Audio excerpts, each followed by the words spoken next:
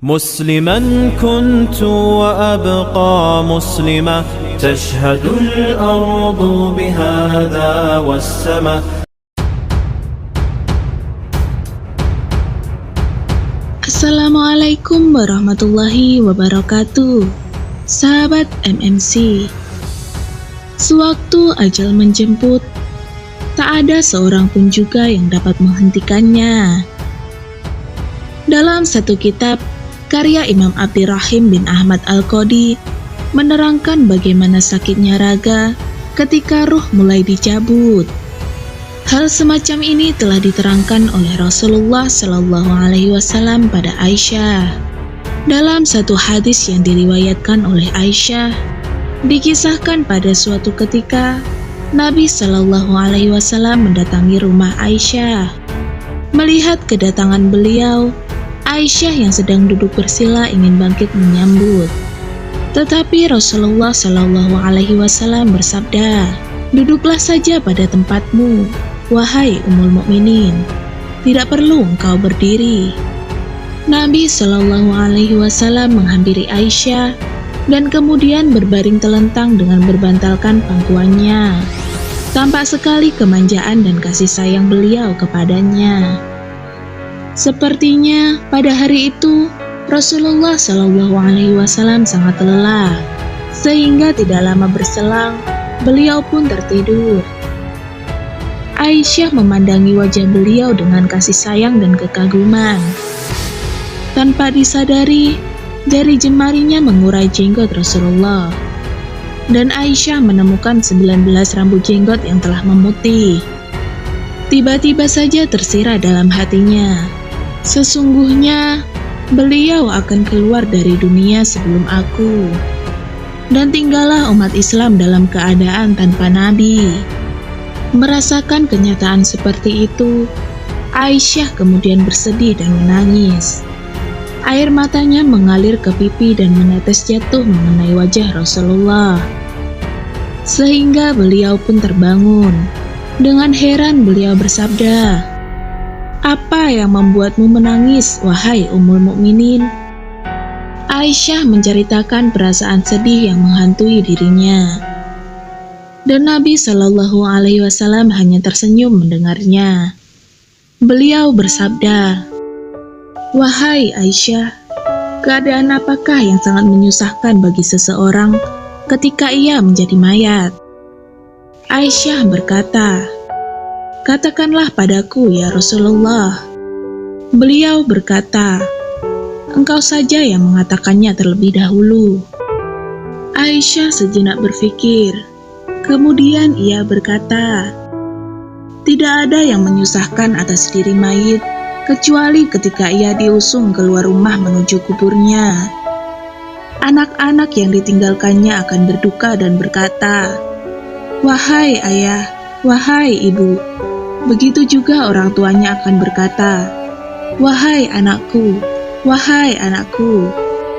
Nabi Shallallahu Alaihi Wasallam bersabda, "Hal itu memang terasa akan pedih, tetapi ada yang lebih pedih daripada itu." Aisyah berkata lagi, "Tidak ada yang lebih berat bagi mayit kecuali ketika ia dimasukkan ke dalam liang lahat dan ia diuruk di bawah tanah. Anak dan orang tuanya, kerabat dan kekasihnya akan meninggalkannya pulang. Mereka membiarkannya sendirian beserta amal perbuatannya, menyerahkan urusannya kepada Allah. Kemudian setelah itu datanglah malaikat mungkar dan nakir ke dalam kuburnya." Nabi Shallallahu Alaihi Wasallam bersabda, "Apalagi yang lebih berat dari apa yang engkau katakan itu?" Akhirnya Aisyah menjawab, "Allah dan Rasulnya yang lebih mengetahui."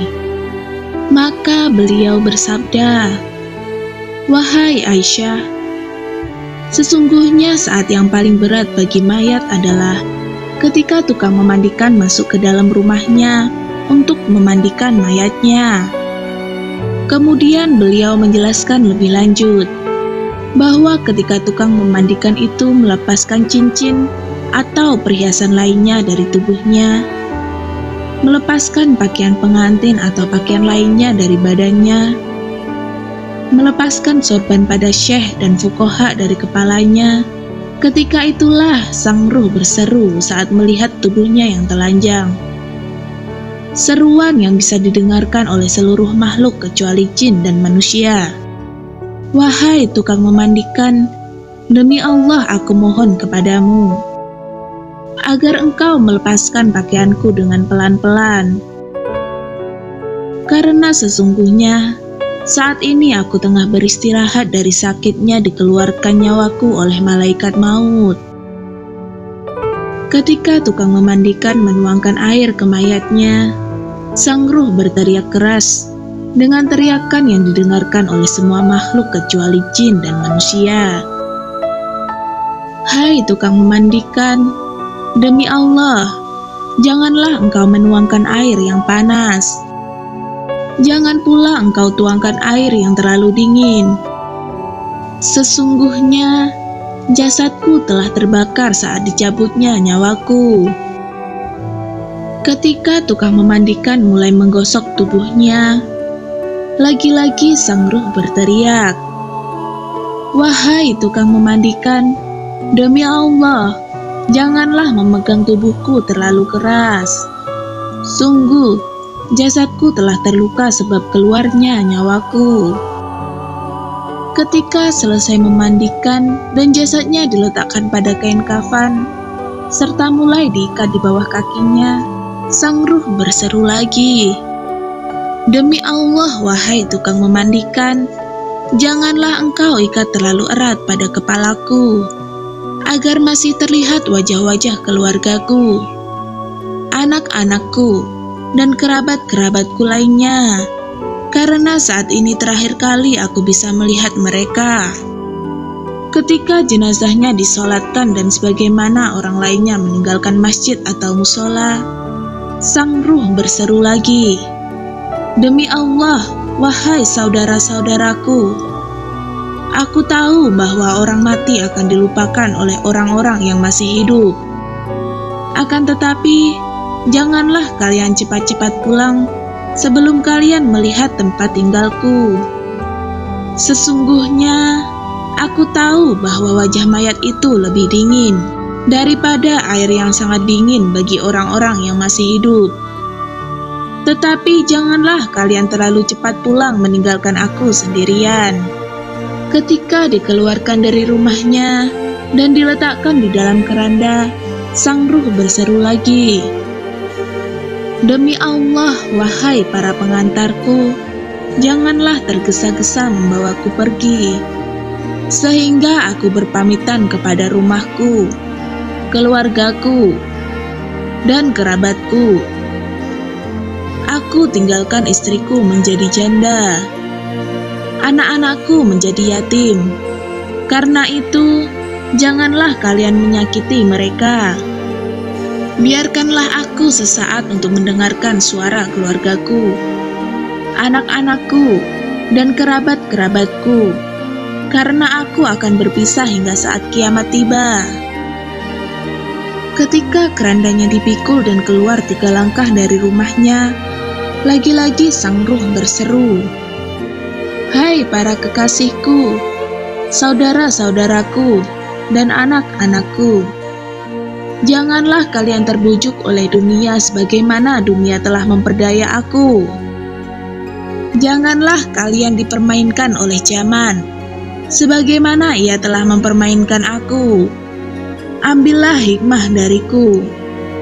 Sesungguhnya aku meninggalkan untuk ahli warisku apa yang aku kumpulkan, dan aku tidak membawa manfaat apapun dari dunia yang kutinggalkan. Bahkan Allah akan menghisapku. Engkau bersenang-senang dengan harta peninggalanku itu, dan kalian tidak mendoakan aku. Sungguh nasihat yang sangat luar biasa. Sayangnya, semua seruan dan teriakan ruh tersebut hanya bisa didengar oleh seluruh makhluk kecuali jin dan manusia.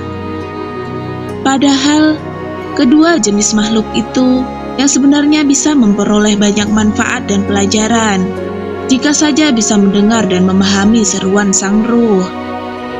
Ketika jenazahnya diletakkan di sisi kuburnya dan kemudian diturunkan ke liang lahat, sang ruh berseru untuk terakhir kalinya.